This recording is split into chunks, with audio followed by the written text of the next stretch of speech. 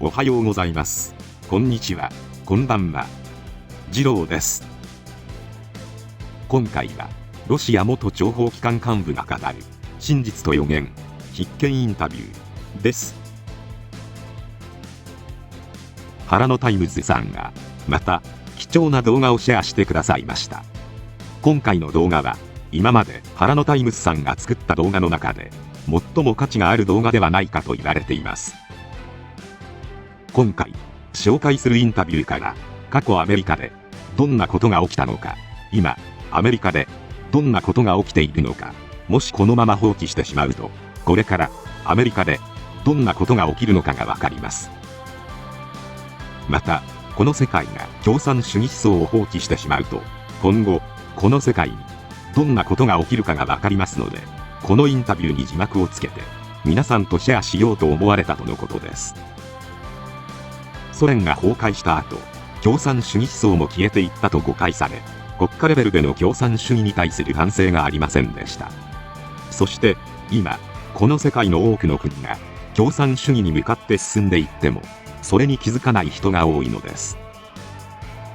今アメリカで起きていることは、共産主義思想の再蔓延になります。Haranoタイムズさんは、アメリカで起きている社会問題についても発信をしています。その内容を見て、太平洋の向こう側に、このようなことが起きているということを知って、同じようなことが日本で起きないようにするためにどうすればいいのか、また、もし、すでに、日本でも、同じようなことが起きたらどうすればいいのか、などを考えながら、見ていただいた方がもっと良いと思います。共産主義思想には、国境がありません。国境に壁を作ろうが、国は海に囲まれていようが、共産主義はいつでも、私たちの国を破壊するように動いているからです。インタビューの背景の説明がいらない方は、説明欄にある経過時刻から、インタビューの部分に飛んでください。今回のインタビューに出る主人公は、ソ連の情報機関、KGB のフロント企業である通信社で勤務していたスパイです。しかし、彼が言う、KGB のスパイと我々が考える KGB のスパイのイメージが違います。今回のインタビューで話をする元スパイの名前は、ユーリ・ベズメノフです。彼は、1939年に生まれて、彼のお父さんはソ連軍の将軍でした。彼は、17歳の時に、モスクワ国立大学の言語を学ぶ学院に入って、ヒンディー語を学びました。その学院は、ソ連の外交官やスパイなどを育てる学院でした。彼が卒業した後、24歳の時にインドに派遣され、26歳の時、ロシア通信社に入って、インド支部の記者になりました。彼が通信社に入ってから、自分の記者の身分はただのカバーで、ロシア通信社の4分の3ぐらいの人はロシアのスパイであることを知りました。彼のインド支部での主要な任務は、情報収集と記者の身分で、嘘の情報を流すことです。彼は、そこで働いた後、かなり速いスピードで昇進して、ソ連がインドで新しく設立したインドの影響力がある政治家などの情報を収集する部門のナンバー2になりました。彼がそこで働いた後、ソ連がどれほどひどいことをやってるかを知って、そこで継続的に仕事をすることが嫌になりそこから逃げることを計画しました。ある日彼が自分の同僚と一緒に映画を見に行った時、ドアに入る直前に、自分はチケットを買い忘れたと言って、チケットを買いに行きました。当時、スパイが亡命することを防ぐために、必ず数人以上で団体行動をしないといけないというルールがありましたが、彼がチケットを買い忘れたと言った時、同僚は分かったと言って、先に映画館に入っていきました。彼が一人になった後、着替えて、髭とカツラをつけて、事前に用意した偽物の身分証明書を使って、ギリシャの旅行団体に入ってギリシャに行きました。ギリシャに着いた後、彼は現地のアメリカ大使館に行って亡命申請をしました。当時、アメリカは KGB のスパイが亡命したと報道しましたが、ソ連は彼はただの一般職員であると言って彼の身分を認めませんでした。当時、アメリカはソ連と摩擦を起こすことを避けて、彼がカナダに亡命するようにアレンジしました。彼がカナダに行った後、トロント大学で2年間政治学を勉強して、カナダのメディア CBC で働いて、ソ連と東ヨーロッパ向けの放送の仕事をしました。彼がそのメディアで3年間働いた後、彼はそのメディアの仕事を辞めました。彼の説明によると、当時の首相ピエール・トルドー、今のカナダの首相ジャスティン・トルドーのお父さんピエール・トルドーは、ソ連の圧力に耐えられず、彼を CBC のポジションから下ろしたようです。その後、彼は一人でメディアの仕事をしたり、顧問になったりして、1980年代、ロサンゼルスに引っ越し、アメリカで多くの演説を行い、アメリカ人向けに共産主義の邪悪性について発信しました。今回のインタビューは、彼が1984年アメリカで受けたインタビューで、彼のインタビューの中で一番広く拡散されているインタビューです。彼は当時そのインタビューでアメリカの国民に向けて発信をしていましたが、当時はあまり何を言ってるのかがわからなかった人も多かったはずです。また、その後、レーガンが大統領になり、ソ連と冷戦を始めてソ連が崩壊しましたので、彼がそのインタビューで話をしていた一部の予言が実現しませんでした。しかし、今アメリカで起きていること、または世界の他のところで起きていることを見て、もう一回このインタビューを見直すと、彼が言っていたことがよくわかります。ソ連を中国に、アメリカを日本に置き換えて、このインタビューを見ると、現在進行形の日本の実情によく似ていることに驚かされます。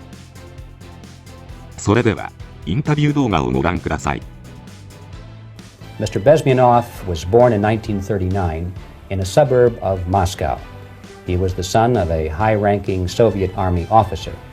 He was educated in the elite schools inside the Soviet Union and became an expert in Indian culture and Indian languages. He had an outstanding career with Novosti, which was and still is, I should say, the press arm or the press agency of the Soviet Union. It turns out that this is also a front for the KGB. He escaped to the West in 1970 after becoming totally disgusted with the Soviet system, and he did this at great risk to his life. He certainly is one of the world's outstanding experts on the subject of Soviet propaganda and disinformation and active measures.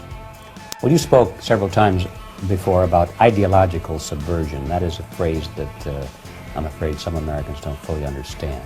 When the Soviets use the phrase ideological subversion, what do they mean by it?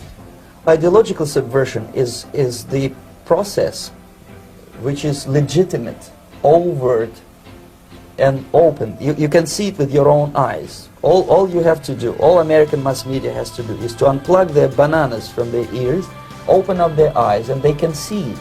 There is no mystery. There is nothing to do with espionage. I know that espionage intelligence gathering looks more romantic. It sells more deodorants through the advertising, probably. That's why your Hollywood producers are so crazy about James Bond type of thrillers. But in reality, the main emphasis of the KGB is not in the area of intelligence at all. According to my opinion and opinion of many defectors of my caliber, only about 15% of time, money, and manpower is spent on espionage as such. The other 85% is a slow process which we call either ideological subversion or active measures, активные мероприятия in the language of the KGB, or psychological warfare. What it basically means is to change the perception of reality of every American to such an extent that despite of the abundance of information, no one is able to come to sensible conclusions in the interests of defending themselves, their families, their community, and their country.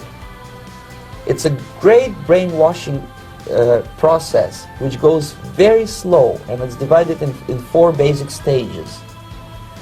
The first one being demoralization. It takes from 15 to 20 years to demoralize a nation.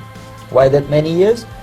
Because this is the minimum number of years which requires to educate one generation of students in the country of your enemy, exposed to the ideology of the enemy. In other words, Marxism-Leninism ideology is being pumped into the soft heads of at least 3 generations of American students without being challenged or counterbalanced by the basic values of Americanism, American patriotism. The result you can see. Most of the people who graduated in the 60s, dropouts or half-baked intellectuals, are now occupying the positions of power in the government, civil service, business, mass media, educational system. You are stuck with them. You cannot get rid of them. They are contaminated. They are programmed to think and react to certain stimuli in a certain pattern. You cannot change their mind, even if you expose them to authentic information, even if you prove that white is white and black is black. You still cannot change the basic perception and the logic of behavior. In other words, these people, the process of demoralization is complete and irreversible.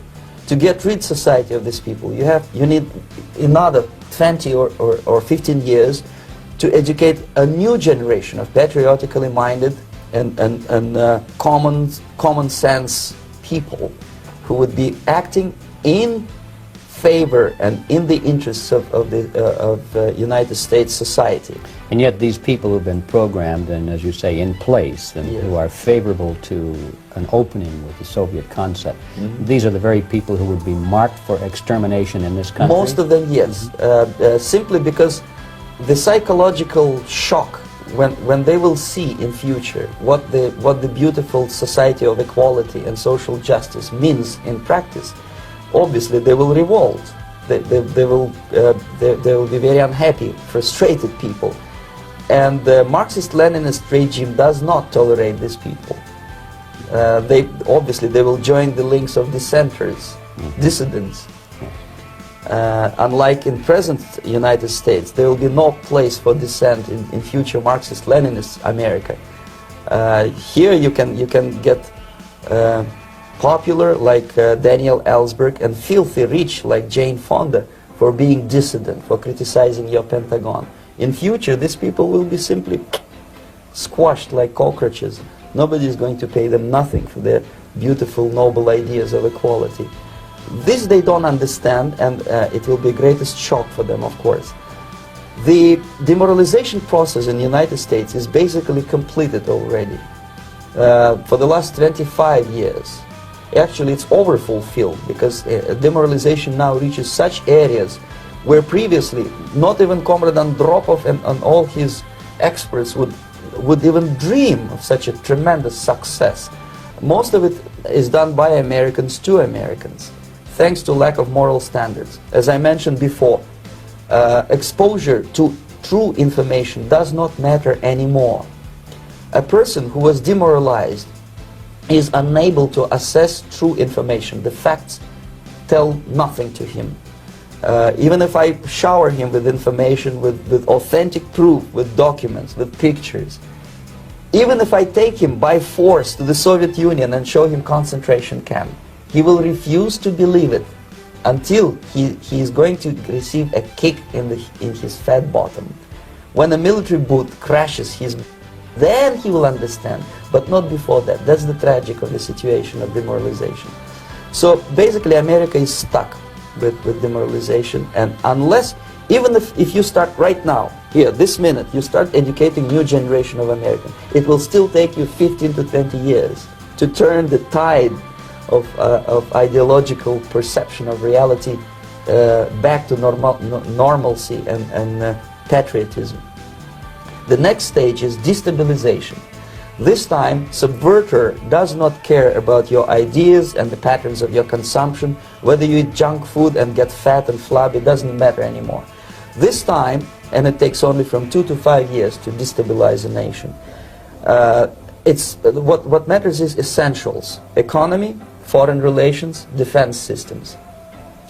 And you can see it quite clearly that in some areas, in such sensitive areas as defense and economy, the influence of Marxist-Leninist ideas in the United States is absolutely fantastic. I could never believe it 14 years ago when I landed in this part of the world that the process will go that fast. Your leftists in the United States, all these professors and all these beautiful civil rights defenders, they are instrumental in the process of the subversion only to destabilize the nation. When their job is completed, they are not needed anymore. They know too much. Some of them, when they get disillusioned, when they see that Marxist-Leninists come to power, obviously they get offended.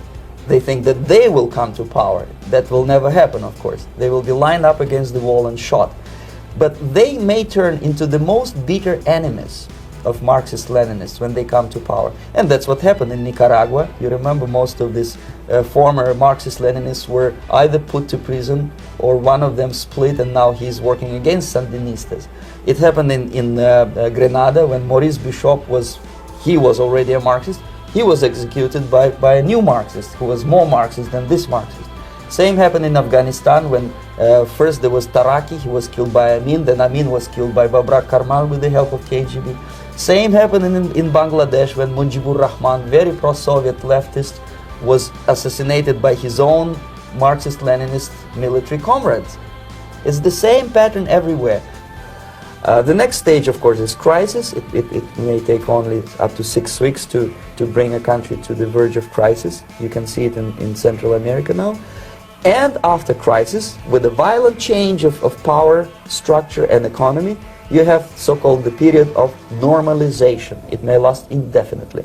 Normalization is a cynical expression borrowed from Soviet propaganda. When the Soviet tanks moved into Czechoslovakia in '68, Comrade Brezhnev said, "Now the situation in brotherly Czechoslovakia is normalized."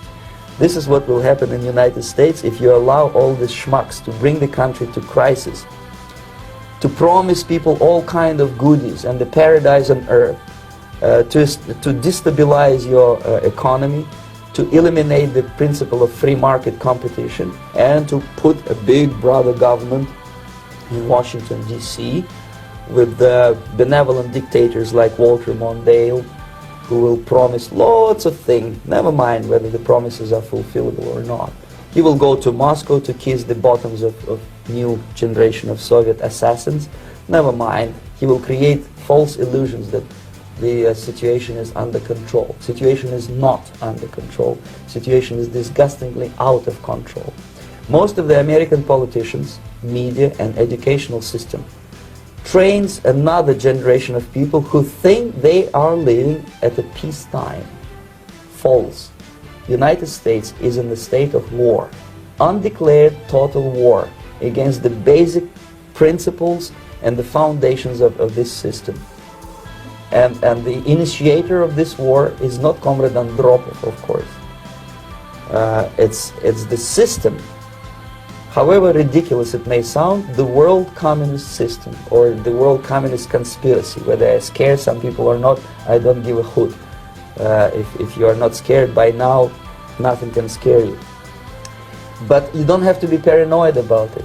What actually happens now, that unlike myself, you have literally several years to live on unless the United States wake up. The time bomb is ticking, that every second the disaster is coming closer and closer. Unlike myself, you will have nowhere to defect to, unless you want to live in Antarctica with penguins. This is it. This is the last country of freedom and possibility. Okay, so what do we do? What is your recommendation to the American people? Well, the immediate thing that comes to my mind is, of course, there must be a very strong national effort to educate people in the spirit of real patriotism, number one. Number two, to explain them the real danger of socialist, communist, whatever, welfare state, big brother government. If people will fail to grasp the impending danger of that development, nothing ever can help United States. You may kiss goodbye to your freedom, including freedoms to homosexuals, to prison inmate. All this freedom will vanish, evaporate in 5 seconds, including your precious lives. The second thing, the moment at least part of the United States population is convinced that the danger is real, they have to force their government. And I'm not talking about sending letters, signing petitions, and all this beautiful, noble activity. I'm talking about forcing United States government to stop aiding communism.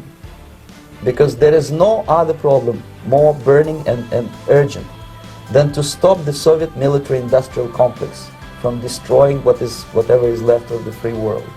And it is very easy to do. No credits, no technology, no money, no political or diplomatic recognition, and of course no such idiocy as grain deals to USSR. The Soviet people, 270 millions of Soviets, will be eternally thankful to you if you stop aiding a bunch of murderers who sit now in Kremlin and whom President Reagan respectfully calls government. They do not govern anything, least of all such complexity as the Soviet economy. So basic, two very simple, maybe too simplistic answers or solutions, but nevertheless they are the only solutions. Educate yourself, understand what's going on around you. You are not living at a time of peace. You are in a state of war, and you have precious little time to save yourself. You don't have much time, especially if you are talking about young generation. There's not much time left for convulsions to the beautiful disco music. Very soon it will go, just overnight. If we are talking about capitalists or wealthy businessmen, I think they are selling the rope on which they will hang very soon.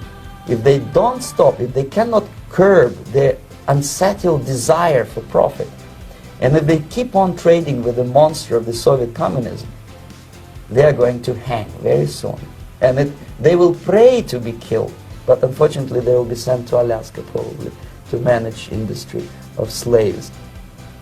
It's simplistic. I know it sounds unpleasant. I know Americans don't like to listen to things which are unpleasant. But I have defected not to tell you the stories about such idiocy as microfilm, James Bond type espionage. This is garbage.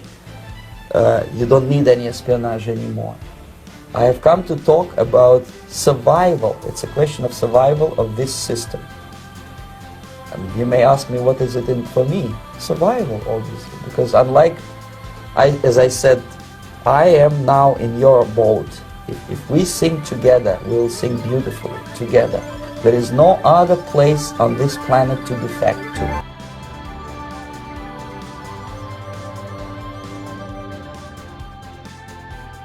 最後までご視聴ありがとうございました。また次の動画でお会いしましょう。もしよければチャンネル登録してやってください。